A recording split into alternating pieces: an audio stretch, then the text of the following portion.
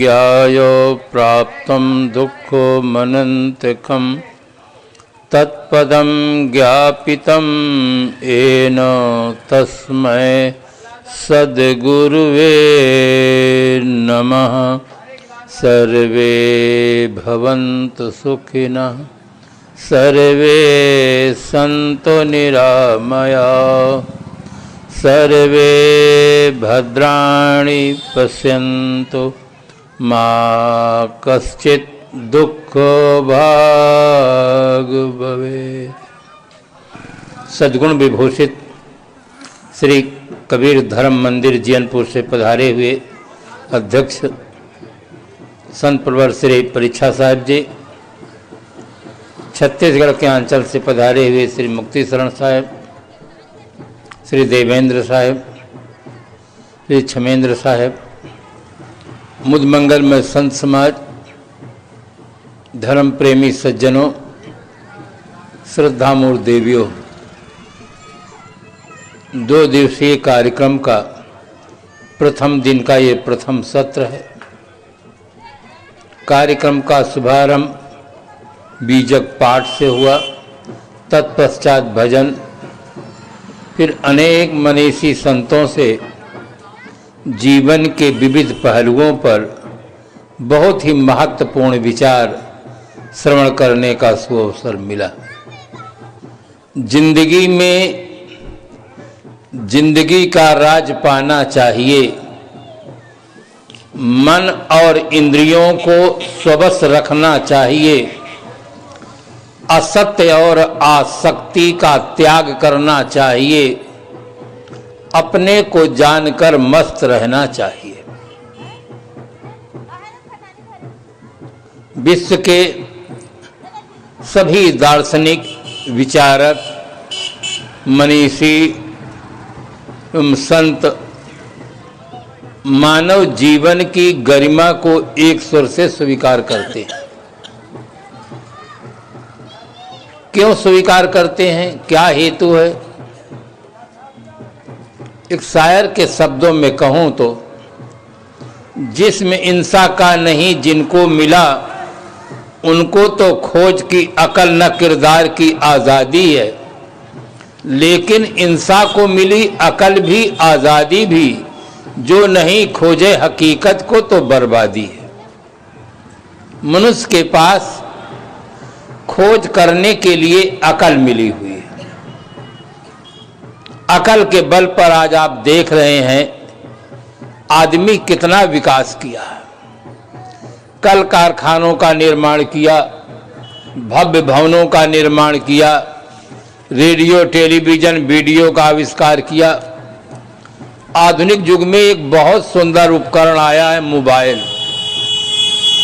अगर आज के 50 साल पूर्व कोई कहता कि आपके हाथ में छोटा सा साधन रहेगा, आप दिल्ली, कलकत्ता, बंबई से बात कर सकेंगे, तो लोग उसका उपहास करते। क्या ऐसा संभव है? किंतु आधुनिक युग में ये उपकरण कितना सफल है। छोटा सा साधन है, आप जेब में रख लीजिए। आपके मित्र हैं, पुत्र हैं, साथी हैं, कहीं रह रहे हैं, आप नंबर मिलाइए, बात कर लेते हैं। ऐसा लगता है बिल्कुल आपके पास ही। अगर ये उपकरण त्रेता युग में होता तो महारानी सीता कहती, हेलो हेलो, रावण पकड़ लिया है, जल्दी आ जाओ, तो ये घटना शायद नहीं घटने पाती। किंतु वो जमाना था, बहुत पिछड़ा जमाना था। उस जमाने में ये अनुसंधान ही नहीं था। आज अनुसंधान हुआ है। अकल के बल पर आदमी हाथी को अपने बस में कर लिया। हाथी के पास इतनी बड़ी शक्ति है कि अगर आदमी के ऊपर अपना पैर रख दे तो आदमी का प्राणांत हो जाए। किंतु आदमी के पास अकल मिली हुई है, अकल के बल पर हाथी के ऊपर बैठता है, एक लोहे का साधन लेता है और उसे चलाता रहता है, बैठाता रहता है, उठाता रहता है। हाथी को अपने बस में कर लिया, शेर को अपने बस में कर लिया। प्रकृति में आप देखते हैं पानी 5 फीट के नीचे है, ऐसा साधन निकाला कि ऊपर से एक बटन दबा दो तो 5-6 फीट के नीचे रहने वाला पानी ऊपर आने के लिए लाचार है। आदमी अकल के बल पर बहुत कुछ किया है, किंतु बंधुओं एक महत्वपूर्ण बात याद रहे कि कोई भी शक्ति अपने आप में न वरदान होती है और न अभिशाप होती है। शक्ति का सदुपयोग वरदान और दुरुपयोग अभिशाप होता है। विद्युत बहुत बड़ी शक्ति है, एक बटन दबा देते हैं पूरा मकान जगमगा जाता है, एक बटन दबा देते पूरा मकान ठंडा हो जाता है, एक बटन दबा देते दिल्ली बंबई कलकत्ता से समाचार आने लग जाता है। किंतु प्रयोग विधि में थोड़ी सी असावधानी हो जाए और करंट छू जाए तो तुरंत राम नाम सत्य हो जाता है।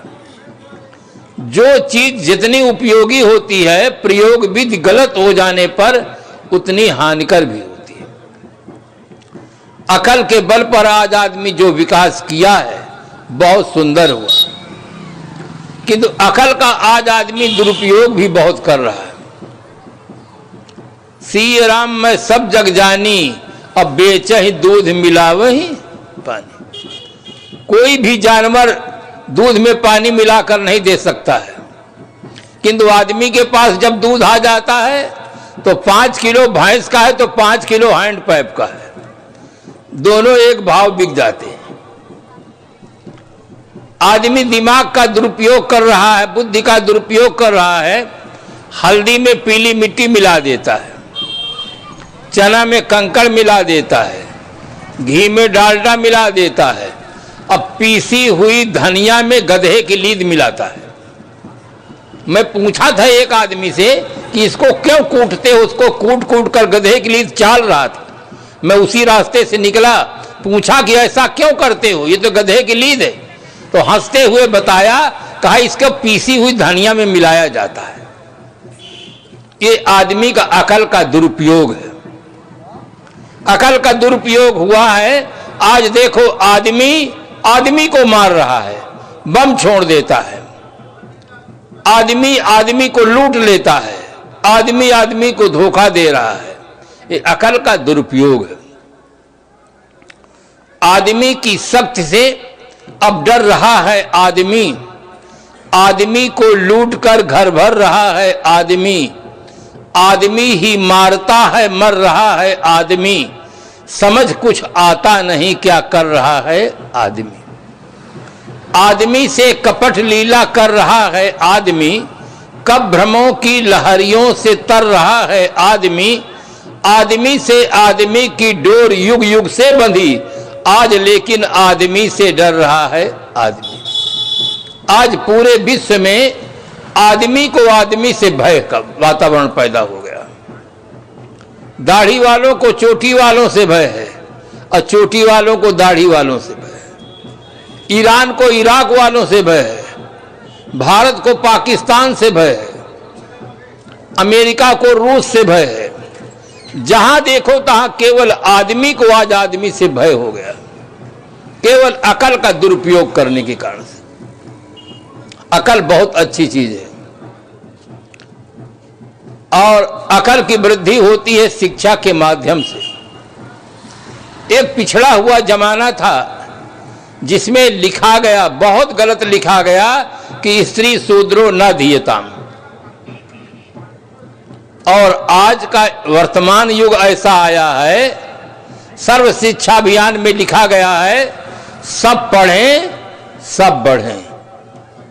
पहले का जमाना अच्छा था कि आज का जमाना अच्छा है? आज का जमाना अच्छा है, सबके लिए शिक्षा का द्वार खुल गया है, सब पढ़ें सब बढ़ें। किंतु 2 सूत्रों की और जरूरत है, किधर बढ़ें? पढ़े तो हैं, पढ़ लेते हैं, बढ़े किधर हैं? भ्रष्टाचार की ओर बढ़ गए। नियंत्रण चाहिए, 2 सूत्र और लगाने की जरूरत है, तब बात पूरी होगी। जैसे गांधी जी ने हमें 3 बंदर दिए, एक बंदर दोनों हाथ से दोनों आंख बंद किए, एक बंदर दोनों हाथ से कान बंद किए और एक बंदर दोनों हाथ से मुंह बंद किए। 3 बंदर गांधी जी ने दिया। मनुष्य एक बुद्धिजीवी प्राणी है। संकेत दिया गया, बुरा मत देखो, बुरा मत बोलो और बुरा मत सुनो। तीनों बातें बहुत महत्वपूर्ण हैं, किंतु मूल में एक बात रह गई है। एक बंदर गांधी जी और बना देते और तो बात पूरी हो जाती। एक बंदर और देते और दोनों हाथ माथे पर रखता, ये संकेत देता कि बुरा मत सोचो। जब आदमी बुरा सोचता है तभी बुरा देखता है, तभी बुरा बोलता है, तभी बुरा सुनता है। भीतर की सोच अगर आदमी की सही हो जाए तो हर आदमी सज्जन हो सकता है, हर आदमी धर्मात्मा हो सकता है, हर आदमी राष्ट्र के लिए एक अच्छा आदमी हो सकता है। भीतर की सोच आदमी की गलत होने के कारण आज घर में, परिवार में, समाज में, देश में, विश्व में समस्याओं का अंबार लगा हुआ है, केवल भीतर की सोच गलत होने के कारण से। इसलिए जैसे एक बंदर की और जरूरत थी, तो इसी प्रकार से सर्व शिक्षा अभियान में दो बातों की और जरूरत है। सब पढ़ें, सब बढ़ें।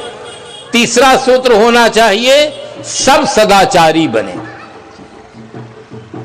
हमारे पूर्वजों ने लिखा, यत्र नार्यस्तु पूजन्ते रमन्ते तत्र देवताः। जहां नारियों की पूजा होती है वहां देवता निवास करते हैं।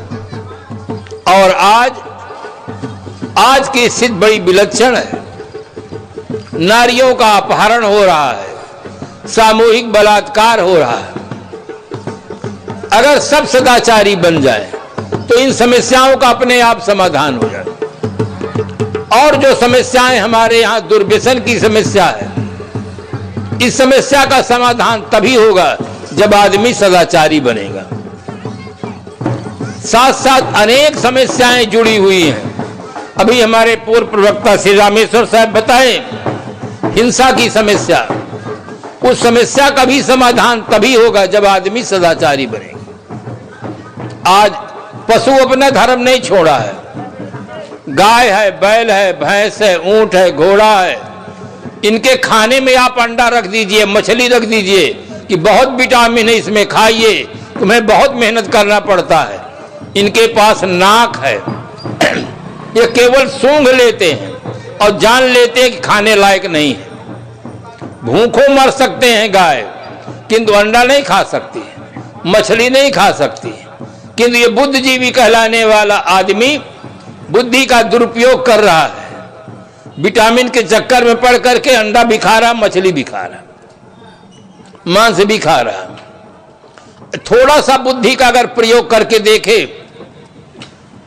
सांड कभी अंडा नहीं खाता, हाथी कभी अंडा नहीं खाता है।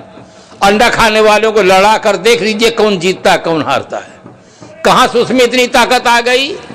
अंडा होता मुर्गी से, ये छोटा सा पत्थर लो, मुर्गी मारो, खत्म। अंडा में कहां से ताकत आ गई? आदमी ठीक से समझ नहीं पा रहा, जहां से समझ मिलती है वहां जाता ही नहीं। सत्संग में बैठकर समझने का प्रयास नहीं करता कि आदमी को क्या खाना चाहिए, क्या नहीं खाना चाहिए, क्या पीना चाहिए, क्या नहीं पीना चाहिए, इतना भी समझ नहीं। बढ़िया से बढ़िया दूध पिला दो, मौसम्मी का रस पिला दो, संतरा का रस पिला दो, अनार का रस पिला दो। किंतु कुछ सज्जन ऐसे हैं कि बीड़ी पीने की जगह बचा लेते हैं, उसके बाद जहर बीड़ी पीते हैं, सिगरेट पीते हैं, शराब पीते हैं। क्या पीना चाहिए, क्या नहीं पीना चाहिए, ये भी समझ में नहीं बात आती है। इन सारी समस्याओं का समाधान सदाचार आने पर ही संभव है।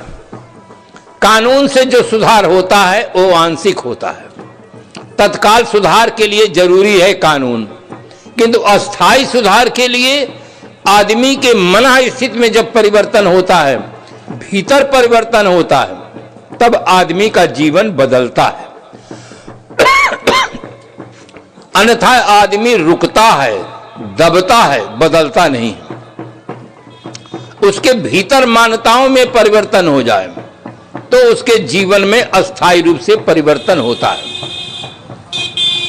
सद्गुण संपन्न संत हैं, साधक हैं, सज्जन हैं, सती साध्वी देवियां हैं, इनको कोई फ्री में सिगरेट दे, शराब दे तो छूना पसंद नहीं करते, पीना तो बहुत दूर रह। और एक आदमी ऐसा भी है दिन भर में जो मेहनत करता है सब पैसा दे करके शराब पीता है, पैसा देकर सिगरेट खरीदता है। दोनों की मना स्थिति में कितना बड़ा अंतर पाया जाता है। एक फ्री में देने पर छूता नहीं है, एक पैसा देकर पीता है। इसका कारण बाहर नहीं है, भीतर है। भीतर के एक के पास अच्छी समझ है, एक के पास अच्छी समझ नहीं है। ये अंतर है। ये भीतर का अंतर बाहर के अंतर को जन्म देता है।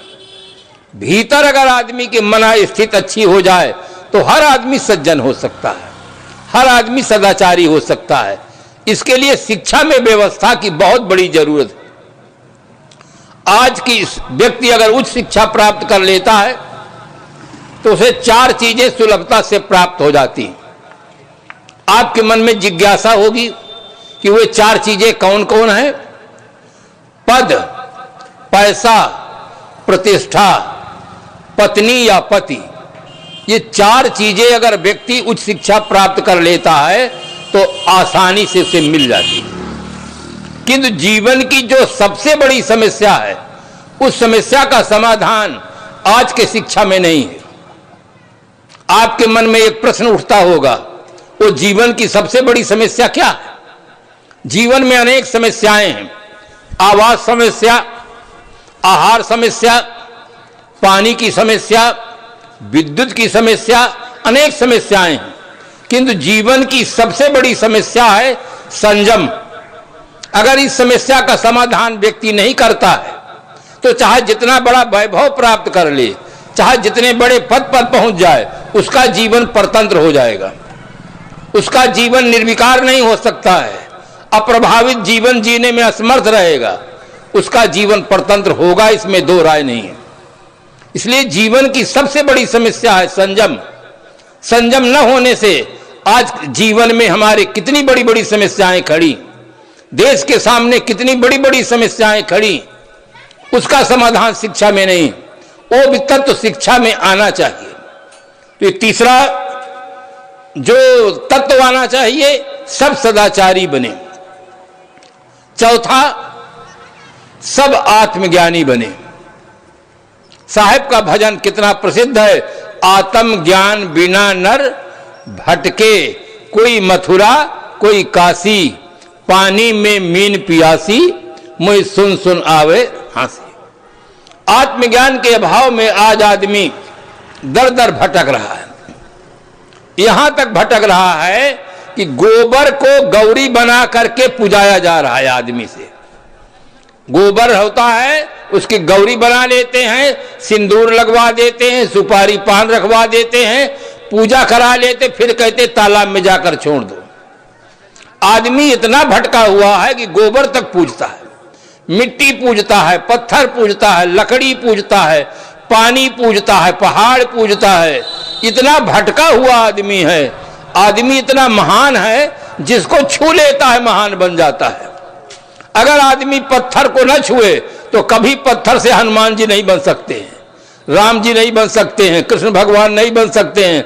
आदमी छूता है, हथौड़ी लगाता है, काट कूट के ठीक करता है, बढ़िया हनुमान जी बन जाते, 25,000 50,000 के हनुमान हो जाते हैं, फिर मंदिर में रखते हुए पूजा जाता है। आदमी भर न छुए तो सब बेकार है। इतना महान प्राणी होते हुए आज आदमी गोबर की गौरी बना के पूज रहा है, मिट्टी की पूजा करता है। आत्मज्ञान बिना नर भटके, आत्मज्ञान के अभाव में आज आदमी भटक रहा है। तरह तरह की कल्पना में, अंधविश्वास में आदमी का तन मन धन सब स्वाहा हो रहा। इतना भटका हुआ आदमी है, निर्जीव मूर्तियों के सामने सजीव प्राणियों की हत्या कर रहा है, बल दे रहा है। बहुत भटका हुआ आदमी है। इसलिए इन चारों चीजों का 2 चीजें बताई गई हैं। 2 को और शिक्षा में समावेश हो जाए तो शिक्षा का जो योग होना चाहिए जो लक्ष्य होना चाहिए वो पूर्णता को प्राप्त हो जाए। इसलिए हर आदमी को सत्संग में आना चाहिए।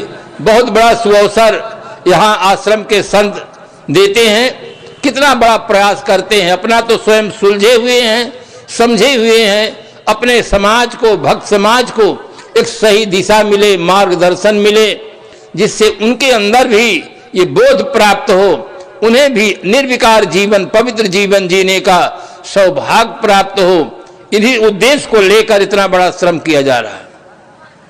अब ये तो हमारी घड़ी है, घड़ी बिल्कुल राइट टाइम पर पहुंच रही है। जो यहाँ के प्रबंधक महोदय आपको समय बताएं, उस समय से आप यहाँ पर उपस्थित हों, अनेक मनीषी संतों के सुंदर विचारों को सुने और सुनने तक बात सीमित न रखें, उस पर मनन करें, चिंतन करें, उसे अपने जीवन में प्रयोग करें। प्रयोग करने पर बात पूर्णता प्राप्त होती है। तो इस प्रकार से हमें एक अच्छा जीवन जीने का सौभाग्य प्राप्त हो।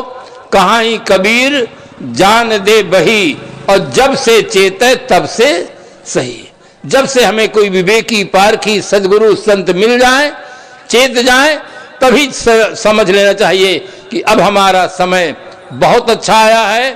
अब प्रभु कृपा करो यही भांति, सब तज भजन करो दिन राती। ऐसा मन में सुंदर भाव जगे, अच्छा जीवन जीने का सौभाग्य प्राप्त हो। इन्हीं शुभकामनाओं के साथ अपनी वाणी को विराम देते हैं। आप सबको बहुत बहुत धन्यवाद।